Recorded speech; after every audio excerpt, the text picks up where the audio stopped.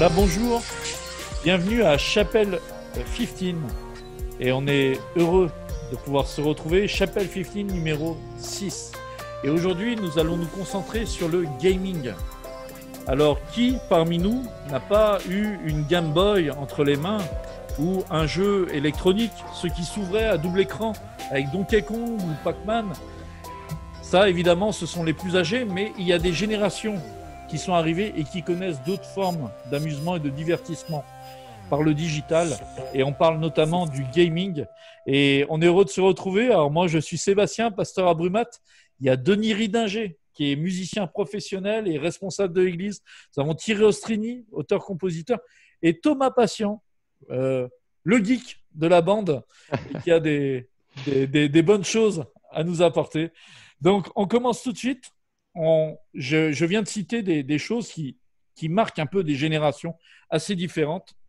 Et justement, tout l'aspect du gaming a énormément évolué en 40 ans. Est-ce que les parents, ceux qui ont 40, 50 ans, qui n'ont pas connu, par exemple, le jeu en réseau, doivent être inquiets par rapport à ce que leurs enfants vivent aujourd'hui avec les formes de gaming actuelles? Moi, je pense que clairement, il y a des raisons d'être inquiet parce que c'est vraiment fait pour prendre tout ton temps et c'est vraiment fait pour être addictif. Donc, il y a vraiment quand même des choses à regarder et à mettre un peu sous contrôle parce que c'est très, très facile de déborder. Quand j'étais gamin, je prenais un fusil en bois, un pistolet en plastique et je jouais des heures à la guerre avec les voisins. J'ai l'impression qu'on retrouve ça maintenant dans les jeux actuels. Simplement, c'est plus à l'extérieur, c'est à l'intérieur sur une plateforme Internet. Un des problèmes, c'est par exemple que le jeu, il s'arrête jamais. En fait, tu peux tout le temps jouer, tu trouves tout le temps quelqu'un pour jouer avec toi. Et aussi, il continue de se passer des choses quand tu n'es pas là. Donc, ça peut être addictif dans le sens où ben, si tu n'es pas connecté, eh ben, tu n'avances pas aussi vite que les autres ou tu peux même perdre des choses que tu avais créées dans le jeu. Et du coup, voilà, ça t'emmène à aller toujours plus souvent. Moi, je pense qu'il y a une différence aussi entre jouer dans le jardin, comme tu l'as fait, au niveau de l'information. C'est-à-dire qu'en fait, c'est assez simple pour des parents de dire à son enfant, c'est pas un vrai pistolet, c'est pas des vrais gens, etc. Ça reste vrai dans le virtuel et ça restait vrai dans les conventions de jeu qu'on avait quand on était petit. Mais les trucs étaient assez simples. C'est-à-dire qu'en gros, il y avait les cow-boys et les Indiens, je caricature un peu, mais les gentils, les méchants, etc. Maintenant, c'est vrai, mais avec l'informatique, c'est de plus en plus complexe. C'est-à-dire qu'il faut entrer dans les formes de stratégie, on comprend, on véhicule des notions de bien ou de mal qui sont plus complexes qu'avant, qui sont moins des archétypes, qui sont plus complexes. Donc, je pense que ça joue aussi. On est dans une ère informationnelle, il y a de l'information en plus, et ça doit être géré par l'enfant, par l'adolescent, des choses comme ça, parce qu'on apprend des choses.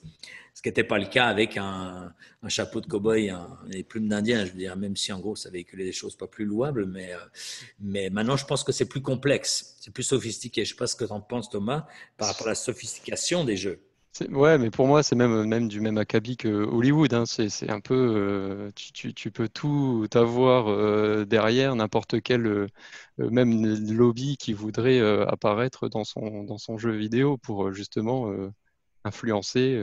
Donc voilà, on va tout retrouver, hein, la violence, la sexualité, on va tout retrouver, hein.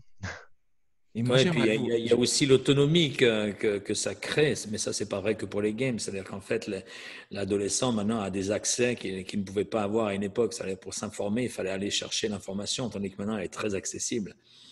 Mm. il y a aussi un rapport dans les jeux dont je voudrais avoir votre avis.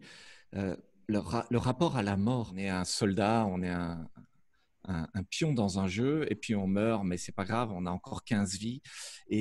Moi, j'ai l'impression de l'extérieur, il y a dans ces jeux-là une banalisation de la mort et je me demande si c'est pas inquiétant, ça. Un peu le virtuel et un peu, c'est entièrement basé sur ça aussi. Je veux dire, tu peux effectivement ne pas mourir et c'est un peu ça la promesse, vivre un peu éternellement ou alors même en virtuel pouvoir remanier ta vie ou la redéfinir comme certains jeux qui te proposent de vivre une seconde vie ou une autre vie dans le virtuel. Moi, sur la mort, je trouve qu'on est sur une extension là, du cinéma et qui se retrouve dans les jeux. Euh, Si on regarde une journée de télévision, si vous passez, alors moi ça, on n'a peut-être pas l'occasion que ça nous arrive, hein, mais une journée de télévision, vous regardez des programmes assez communs.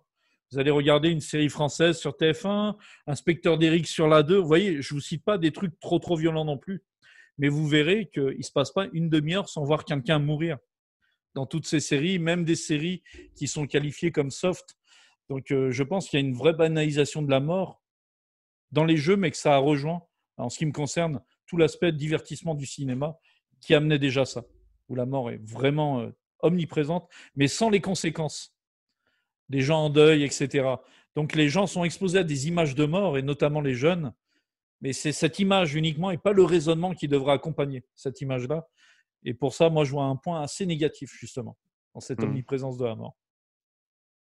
Sauf que dans l'aspect de la télévision, en l'occurrence, on est par définition spectateur de quelque chose. Là où ça change, donc en fait, on est acteur en étant spectateur passif et on approuve malgré nous quelque chose qu'on est en train de regarder. Mais dans les games, des choses comme ça, c'est que tu es en même temps spectateur de quelque chose, mais tu es aussi acteur de quelque chose. Donc tu peux stimuler de manière différente ton approbation de thématiques comme la mort, par la sexualité ou plein d'autres choses. Sans avoir un jugement moral là-dessus, c'est quand même différent d'être acteur de quelque chose ou d'être spectateur de quelque chose, même si au bout du compte, on est obligé d'avoir, on parlait d'éthique, c'est-à-dire qu'à un moment donné, il faut essayer de créer des limites par soi-même. C'est pas simple avec les games, pas plus qu'avec la télévision, parce qu'on voit des choses, on dit je devrais pas, et en même temps, on s'habitue. Les informations aussi sont un bon exemple de ça.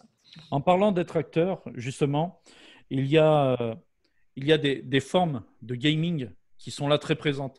Par exemple, il y a cette application, ce jeu, Second Life, qui vous propose de vivre votre vie. C'est-à-dire, vous avez votre vie en vrai, mais vous propose de revivre votre vie en virtuel, où vous pouvez avoir d'autres possibilités. Vous jouez votre personnage, mais vous refaites votre vie, en fait, en vrai. Et il y a également, c'est quelque chose qui se développe beaucoup, le e-sport. C'est-à-dire des gars qui ne sont pas, des garçons par exemple, qui ne sont pas devenus de grands joueurs de football, mais qui sont d'excellents joueurs de football en vidéo. Et il y a toute une industrie qui se développe aussi autour de ça et qui propose maintenant des championnats, même des équipes professionnelles. C'est quelque chose de nouveau, mais qui génère un certain enthousiasme, notamment parmi les adolescents et le jeune public. Et donc, qu'est-ce qu'on peut dire sur ça ? Au point de vue de notre identité, justement, toutes ces applications, on peut revivre notre vie, où on peut se trouver un rôle qu'on n'arriverait pas, peut-être avec nos qualités naturelles dans la vie, mais on a cette proposition qui est faite. Qu'est-ce que ça peut nous évoquer un peu ? Moi, je voudrais pas non plus qu'on soit trop caricaturaux, on va dire. Je pense qu'on peut effectivement quand même appeler ce que tu dis par rapport au e-sport du sport, dans le sens où c'est vraiment quelque chose qui nécessite un développement de capacités, que ce soit même intellectuelles au niveau de la stratégie et qui sont vraiment intéressantes, quoi. Donc, c'est différent, certes, mais ça a aussi des points positifs, quoi. Mais c'est vrai que la différence avec moi, quand j'étais jeune, je me souviens j'avais une NES, Nintendo NES, et il y avait un magazine qui s'appelait Nintendo Magazine, et tu envoyais une photographie de l'écran avec tes scores. Et tous les mois, il y avait les meilleurs scores qui étaient affichés dans le magazine. Mais nous qui faisions ça, on était considérés comme des glandeurs, hein, pour être clair, hein, ceux qui s'amusent à ça. Alors qu'aujourd'hui, justement, il y a un autre impact, et on considère plutôt que avoir des aptitudes aux jeux vidéo, ce sont de vraies capacités, comme tu disais, et même un métier maintenant, aujourd'hui. Il y a vraiment un changement, je trouve, générationnel. Après, c'est l'appel à la célébrité. Enfin, je veux dire, c'est aussi un mensonge dans le sens où tout le monde ne va pas accéder à ces places-là. Les jeunes pensent, ou on leur fait miroiter qu'ils peuvent tous devenir les meilleurs, enfin le meilleur, on va dire. Mais voilà, c'est aussi un mensonge. J'aimerais apporter un témoignage. J'ai pu accompagner mon fils au championnat du monde du League of Legends à Paris, au Zénith. Donc là, maintenant, le e-sport remplit le Zénith. Donc vous imaginez C'est un peu comme un match de catch, hein, sauf qu'il n'y a pas de… La scène, c'est des écrans et des claviers. Avec toute une mise en scène, c'est très bien fait. Comme tu disais, Sébastien, c'est vraiment une industrie. Et j'étais vraiment… Moi, je découvrais le e-sport. Donc, et pendant le voyage, j'ai demandé à mon fils de m'expliquer les règles de League of Legends pour essayer de comprendre, mais j'ai rien compris. Et je vais 8 passer heures de pour route le… n'ont pas suffi. Ouais. Et ce qui était surprenant, c'était de voir ces personnes qui étaient assises, regarder le match, qui était un affrontement de 5 joueurs contre 5 joueurs, les États-Unis, la Corée. Et tout d'un coup, les gens se lèvent, sont debout, alors que sur l'écran, c'est toujours la même chose qui se passe. Et les gens sont debout, et puis tout d'un coup, une équipe gagne. Et Non, tu n'as pas vu ce qui se passait. je n'ai pas vu et C'est pas ça. compris. Voilà. Non, mais tu mets exactement, Thomas, le doigt sur la non-compréhension quand on ne connaît pas les règles. Et là, c'est vrai qu'en tant que parent, alors là, perdu. Mais j'étais Tu peux aussi content d'avoir regarder été du là. football américain ou du rugby et pas comprendre, hein. Oui, c'est vrai. Oui, C'est je vrai. regarde le Super Bowl chaque année et chaque année, je me dis, purée, mais j'ai oublié les règles que je m'étais fait expliquer l'année d'avant. Oui, c'est exactement ça. Il y avait 2 points qu'il fallait peut-être, ça serait peut-être important de regarder, c'est l'aspect relationnel quand même. Parce que Denis parlait de ses parties de guerre dans les fourrés quand il était enfant. Mais aujourd'hui, on peut jouer donc avec beaucoup de gens en vérité, mais en étant seul devant un écran. Et pourtant connecté à d'autres. Qu'est-ce qu'on peut dire? Est-ce qu'on peut dire que c'est toujours quelque chose de collectif, mais fait différemment? Ou est-ce que la nature des relations est en train de se modifier aussi avec ça? Alors moi, je peux parler de mon expérience. Enfin, en tout cas, je sais pas si je suis sans doute pas un exemple, mais je veux dire, j'ai joué beaucoup en ligne, mais j'ai jamais plus joué vraiment tout seul en ligne. C'est-à-dire que il fallait que je sois en contact avec, on va dire au moins vocalement, avec les personnes avec qui je jouais. C'était même, voilà, c'est ce qui me permettait de continuer de jouer. Sinon, c'était pas, ça avait moins d'intérêt, quoi. Je sais pas s'il y a Après, des c'est gens qui arrivent à jouer sans avoir cette interaction avec des gens, mais qu'il n'y a pas d'interaction vraiment. Je sais pas. Moi, je pense que ça va très très vite l'évolution. C'est-à-dire qu'en fait, moi, et j'ai aucune expérience par rapport à ça. Thomas, toi, tu en as une, mais je veux dire d'une année à l'autre pratiquement, ou sur en tout cas 5 ans, tu poserais la question à des gens qui en ont 20 ou qui en ont 15. C'est encore très différent. Donc, il faudrait faire venir des gens Après, qui ont j'ai 15 pas ans. été assez précis, mais pour moi, c'était vraiment dans le sens relationnel, dans le sens où c'est des personnes avec les mêmes personnes avec qui j'ai joué pendant des années. C'est des gens que j'ai jamais rencontrés, et c'est les mêmes personnes sur des années qui sont pratiquement des amis, mais que j'ai jamais rencontrés. Bah, ça Oui, nous donc Je amène. pense moi, que, c'est la je pense question que que je c'est pose. possible maintenant. Ouais. Voilà. Est-ce qu'on se fait des amis comme ça maintenant aussi? C'est peut-être vrai, mais sauf que, il y a un moment donné, ce qui est intéressant, c'est qu'il n'y a pas forcément le désir de les voir. Bah, après, c'est des questions de distance, mais je veux dire, à un moment donné, assez naturellement, si tu développes un lien, il y a un moment donné, tu vas avoir envie de rencontrer la personne. La bonne question, là, c'est plutôt philosophique, c'est qu'est-ce qui fait que les gens se rencontrent ou qu'est-ce qui fait que les gens se rencontrent pas maintenant? Parce que c'est fantasmatique quand on connaît l'autre avec sa voix, ou on sait même pas si c'est lui, ça peut être un avatar, ça peut être plein de choses. Donc derrière des identités, qui se trouve là? Est-ce qu'on a envie de le connaître? Bah, ça nous emmène justement au dernier point, peut-être de ce Chapelle 15, sur les valeurs. Parce que là, on vient de parler de l'aspect communautaire des gamers, justement. Où Thomas, tu as été en contact avec des gens et finalement, même sans vous voir ou être proche physiquement, vous avez formé une certaine forme de communauté quelque part.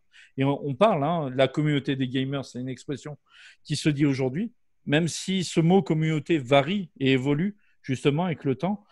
Mais au niveau des valeurs des jeux, juste pour vous dire, moi je me suis arrêté à Mario Bros hein, et à Pac-Man, mais quand j'étais à l'IBG, et là j'espère que je ne balance pas des gros sujets, dans les heures de pause, il arrivait que certains étudiants jouent, l'IBG Institut Biblique de Genève, il arrivait que certains étudiants jouent en ligne à des jeux de combat ou des jeux de stratégie. Et moi, ça m'interpellait peut-être au niveau des valeurs que l'on vit lorsqu'on joue de cette façon-là. de la camaraderie ou dans des jeux de guerre, de loyauté, etc. Alors toi, Thomas, dans ton expérience, qu'est-ce que tu pourrais retirer des valeurs qui sont présentes justement là-dedans? Après, pour moi, le problème, c'est pas le divertissement. Finalement, on peut rechercher une certaine dose de divertissement avec d'autres valeurs que je vais retrouver, le travail d'équipe, la mise en place de stratégies pour gagner, enfin, vraiment la réflexion intense, pas juste le jeu bête, on va dire. Et je pense que c'est ça, c'est la quantité de distraction, on va dire, parce que ça reste quand même une distraction qu'on met, le temps qu'on passe là-dedans, quoi. Après, voilà, je pense qu'il faut avoir un juste milieu, c'est toujours ça. Voilà, merci Thomas pour tout ton éclairage, tout ton apport. Merci les compagnons. Chapelle 15 arrive numéro 6 arrive à son terme. Beaucoup de questions, pas forcément toujours des réponses. C'est aussi un peu notre vision. À bientôt.